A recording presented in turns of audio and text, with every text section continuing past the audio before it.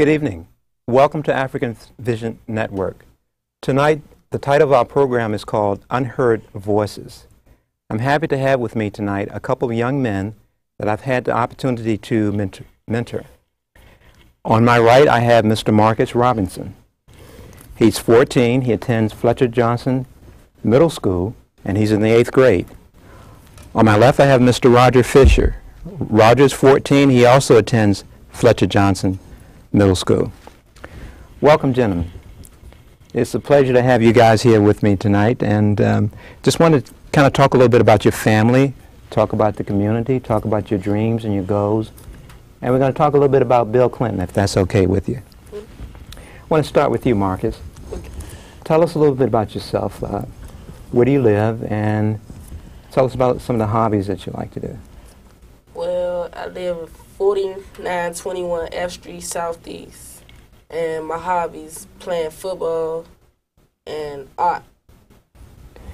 Well, tell me about football. I think you have an interesting situation. You're actually practicing with the team, but you're not playing in the games because of a health consideration. Tell us a little bit about that problem. Yeah, well, the doctor that I went to take my physical, he said I wouldn't be able to play because my heart skipped beats, so I have to go to the doctor to get a checkup on my heart, which is Thursday.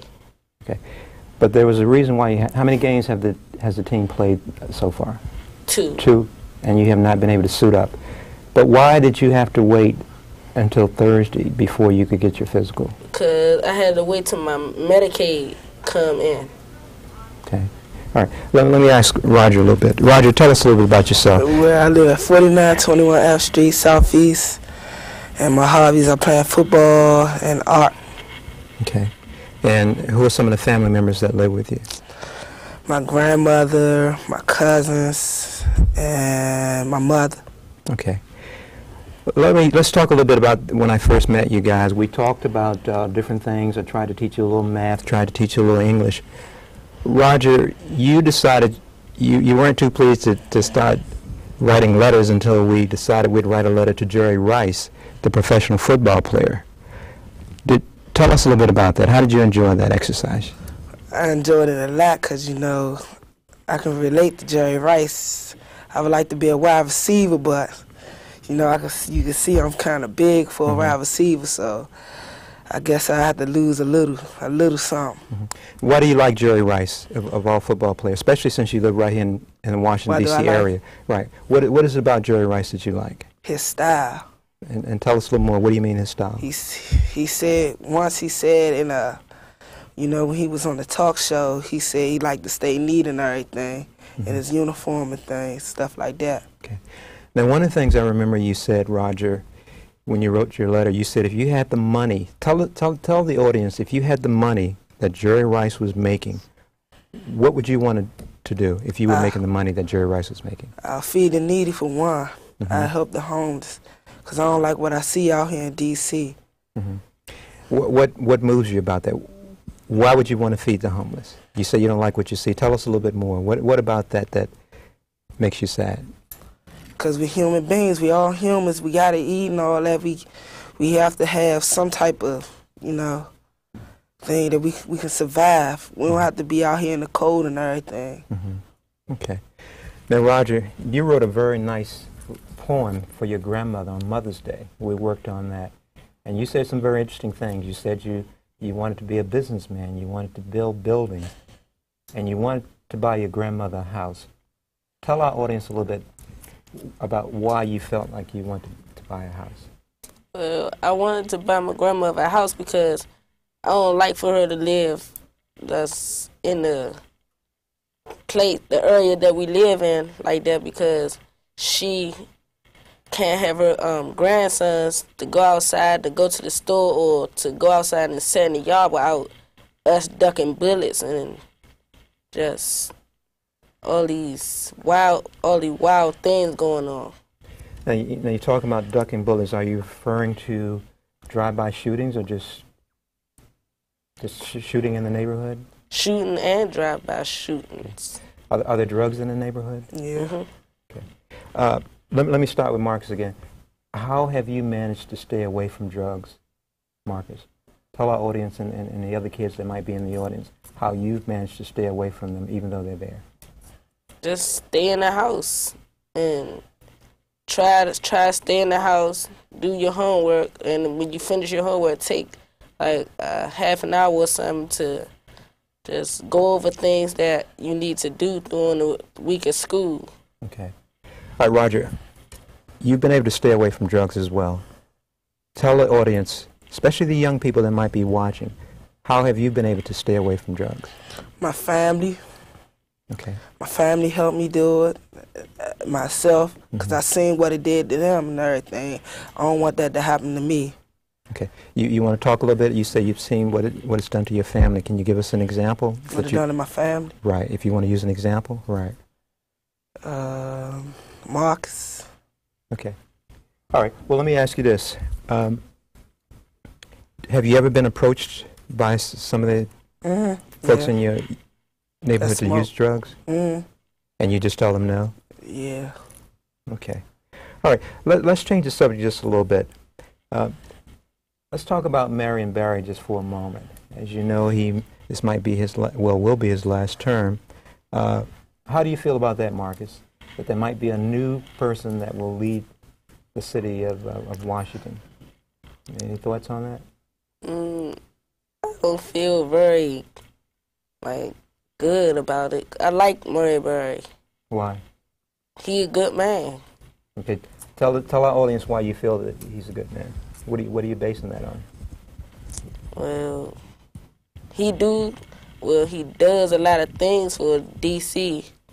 and I just like him. Okay. What about you, Roger? How do you feel about the changing of the guard, so to speak, Marion Barry? I like Marion Barry because he made a lot of things happen in the D.C. area. You know, because without him, we'd be down. But now at least we came a little up to the top because, man, we was down to the ground. And one time he visited my neighborhood and I shook his hand, this hand right here, and I tried not to watch for a week, but had to, you know. Right. Okay. All right. Let's talk a little bit about some of your dreams and some of your goals. Marcus, again, I know you touched on you want to be a businessman, but tell the audience a little bit more about some of your dreams and some of your goals. What do you want to do with your life?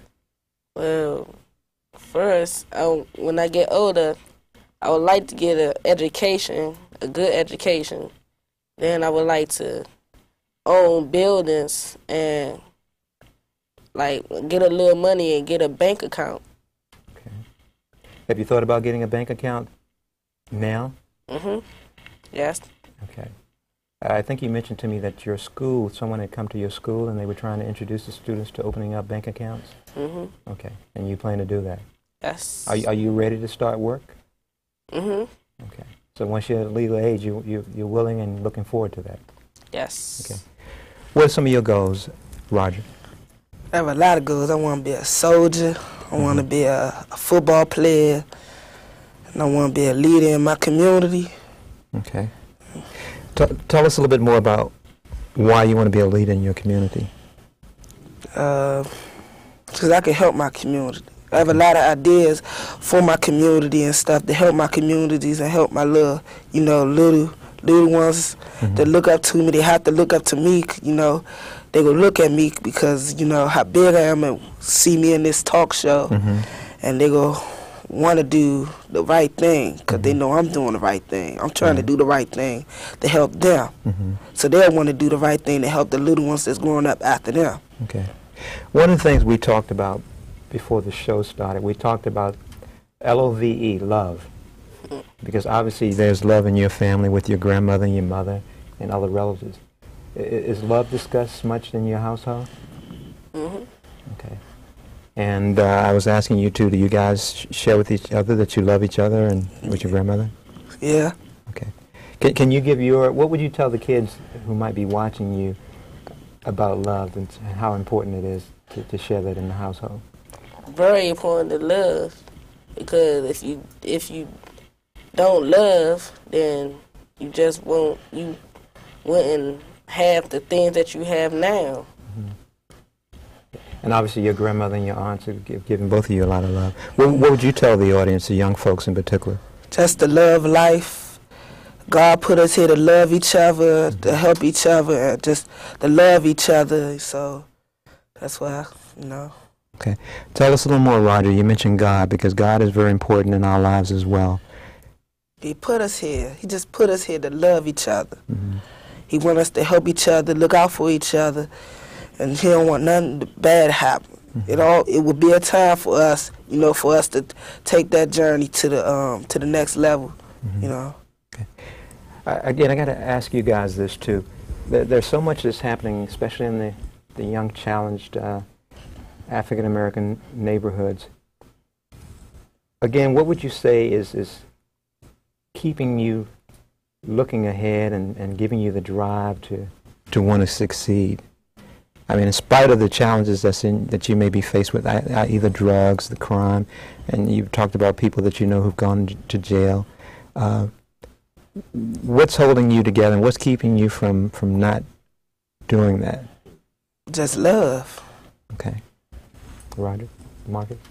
Well, love and my grandmother and you and just my If it wouldn't have been from our family, you know, we'd probably be hustling or robbing people or stealing cars or something, you know. Because I see some of my friends doing the things. They trying to get me to do that, but I just tell them no. Okay. Are you ever faced with violence when you refuse and you say no? Yeah. Okay, and how do you get out of that situation? You just kind of walk away, or do you have to actually fight sometimes? Or? Sometimes I'm going to have to fight. Okay. What about for you, Marcus? I'm not a fighter, but if I have to, I will. Okay. All right. But see, I'm not going to fight over nothing stupid, you know. But see, if I have to, I'm going to. But really, I'm going to just go talk to that person. I'm going to try to help that person. I'm not going to fight them for a problem. I try to help that person. Have you been successful with that when you instead of using your fists, you use your discussion, your conversation? You've been successful with that? Yes. Okay. How are you guys viewed in your school? You're pretty popular, or? I got friends and we all love each other. So I guess you could say I'm popular. Okay. What about you, Roger? Excuse me? Are you pretty popular in school? Yeah. Okay. Well, let me just moving on. One day I would imagine you hope to have your family raising your kids, and I think, Marcus, we talked about that when you, early on when I was trying to mentor you, you said did you say you wanted one son? Marcus Jr.? Only one? How about a daughter? Well, son, daughter. As long as they're healthy? Okay, what about you, Roger? I have a son, a daughter. Okay, that's what I want to have. Okay. All right, well, I'll tell you what, let's talk about something right quick. Let's talk about Bill Clinton. He's in the news quite a bit. If you could say something to Bill Clinton today in regard to the situation he's in, what would you tell him? First of all, would you impeach Bill Clinton? I don't know. I just tell him to be true. Okay. You know, he shouldn't lie to his wife and his daughter. I think he should just stay true to his wife and daughter. Okay. What would you say to Bill Clinton, Marcus? Well, just like he said, I think he should have came out with the truth instead of lying to Hillary and Chelsea. Okay. All right, Marcus, if you had to speak to Hillary Clinton, what would you tell her? Well, it's not too much I would tell her, but I will just... I just tell her to live her life, you know.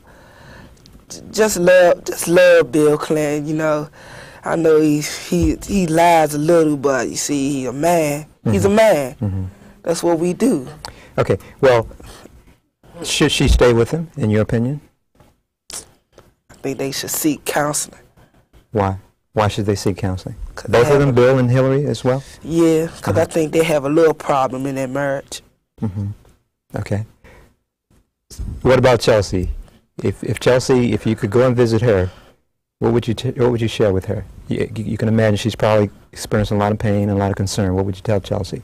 I don't know. I would not know. I just tell her to go on, because she's in college and everything. I just tell her to go ahead on with her life and everything. Have kids. Just love Bill Clinton and her mother and everything. Just tell her to love each other, you know. Marcus, what would you tell Chelsea? I'll just tell Chelsea, well, like, I know she in college or whatever, just put some time, like, aside to spend time with her father and her mother and just talk to him and her and just tell them she loved both of them and their family, and they shouldn't let something like this keep them apart. Okay. If you were going, well, let me ask you this, Roger. One last person. If you saw Monica Lewinsky, what would you share with her? I just ask her why she doing this to her family, to this family. If they did something, it's between them two. Why would she wait a couple of years just to bring out something dirty like this? Okay. You know? What about you, Marcus? If you saw Monica Lewinsky, I'll just ask her the same thing he just said. 'Cause I think it's not right to just wait for all this long time and try to bring it up. I think it's for the money. okay. What do you think it's doing to the country? For the country, Right. making the country angry. Okay, and why is that? They hear this about Bill Clinton. Some people in this country love Bill Clinton, but now I think that they just starting to hate him now. Okay. Marcus, you think it's making the country angry? Yeah, I think it's making the country angry, and that I know they love Bill Clinton, but I just don't like what she doing right now. Well, let me ask you guys this. It's interesting. It appears as though African Americans have one view on Bill Clinton, and white America may have another view, just like maybe Republicans may be looking at it one way and Democrats may be looking at it one way. What do you think about that? Do you think that whites are looking at it differently from African Americans, or just what? I think we all looking at it the same way. Mm-hmm. You know, we no different from each other. I just think we looking at it all at the same way. Okay. What about you, Marcus? I think it don't have nothing to do with the white or the black. It just we both looking at it the same way. Is there a lot of discussion in your schools about this issue with Bill Clinton? Not really. How about your neighborhood? No. Okay. Well, why are you two a little different? Than why are you talking about it? It's not much going on in your school. Is that just the way you think, or? Yeah, it's just the way we think. Uh-huh. Because when we turn on the TV, all this week, since we turned on the TV, there it is, Monica and Bill Clinton. Mm-hmm. You know, we hear lies, some of them lies, some of them are true, but, you know, we just turn on the TV and there it is, Monica and Bill. Do you think that Congress should have, and the folks on Capitol Hill should have let all that information become public? Nah, I don't think that was right. That been the same way with Marion Barry, in that little situation a couple of years back. I think that was his business. Mm-hmm. You know, okay. That was his own What business. do you think, Marcus? I just think the same thing he thinks. Okay. All right. Well, look, I want to ask that question one more time, though, right quick. Do you think he should be impeached? Yes or no? Yeah, just give him one more chance. Give him one more chance? What do you think, Marcus?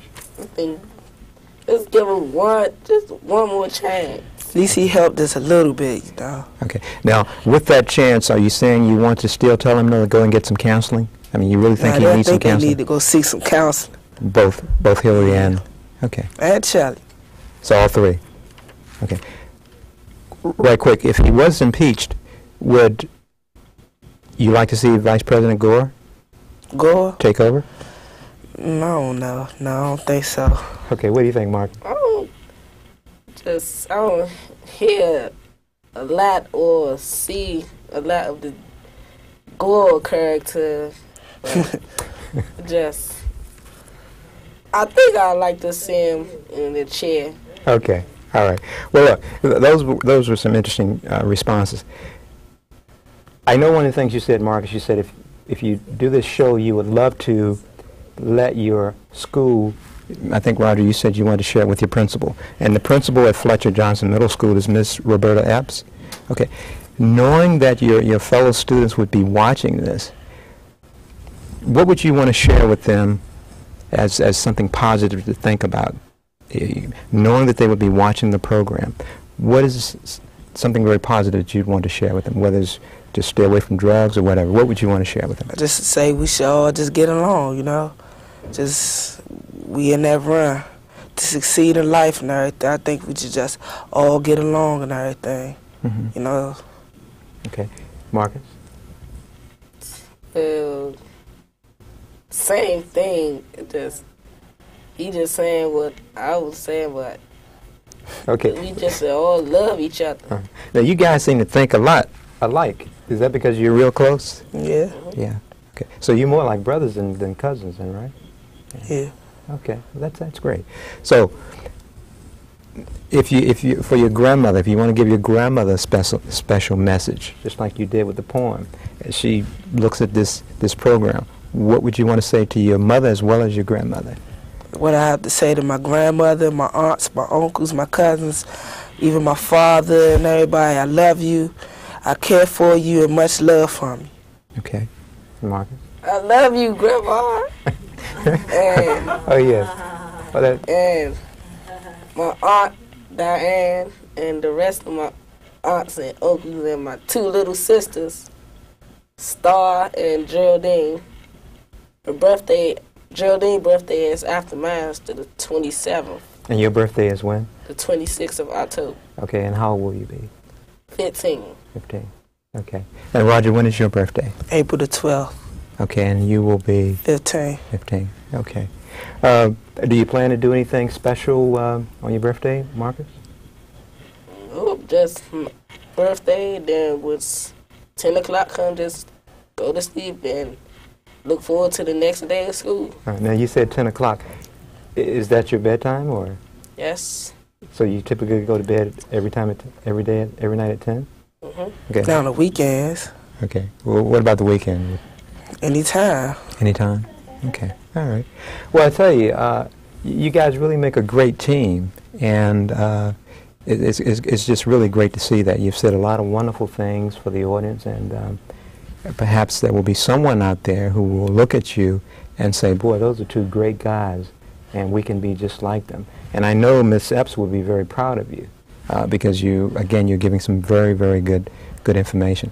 Now, let me just do this. We're going to turn it around just a little bit. I think we might have just a few moments. Are there any questions that you want to ask me? See if I can let you do the interview right quick. What do you think about Monica Lewinsky and Bill Clinton? What do you think about that little situation? Well, we're on the same page. I think it's unfortunate that it had to be exposed that way. I think it's a distraction to President Clinton, even though he's, like they say, Teflon, and he can compartmentalize certain things, but clearly he's still a human being, and this is clearly, in my mind, draining some of his energy. And so it's very unfortunate that it had to occur. Recently we noticed that Monica Lewinsky seems as though she's going to be making some money doing a fashion show or something like that. But a lot of times that seems to be the way it works. A very unfortunate situation, and I wish it didn't have to occur. Well, is there anybody in your family or you would like to say you love? Do you have a message to your family or anything? Well, that's an interesting question, Marcus, because actually my mother passed away October 5th, 1985, and today is October 5th. So October 5th is always a very special day for me because that's the day that I lost my mother. And she was a very beautiful woman. And I love my daughter, Iman, and I love the world. And that's why I have you guys here, because I love you two guys. I just met you a couple of years ago. But you are really inspiring to me. And that's why we've called this program the Unheard Voices, because you don't get an opportunity. There are not enough African Americans, especially young folks, who get the opportunity to come on TV and express very legitimate opinions about what's going on in our world. So I want to encourage you to continue to go forward.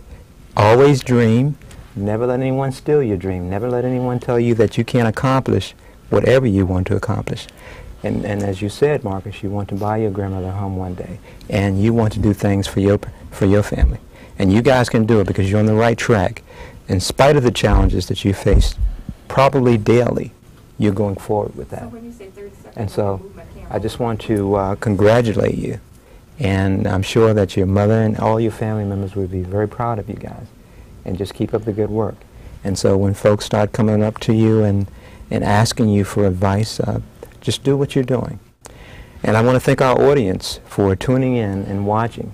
And I'm sure Marcus and Roger, you guys have touched some hearts, not only of the young people, but of elderly people as well as folks across racial lines.